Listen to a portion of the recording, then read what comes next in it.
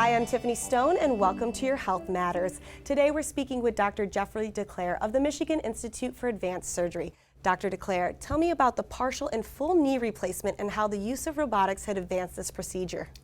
Well, Tiffany, over the years there's been numerous advances in both partial and total knee replacement with the ability now to perform the procedure in an outpatient setting, sending patients home literally 1 to 2 hours after the procedure and recovering in their own home.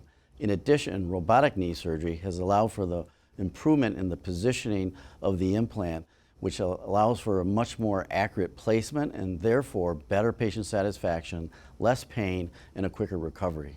Wow, this is amazing. So I can be able to have the surgery, recover in my own home, and get a better knee than I had before.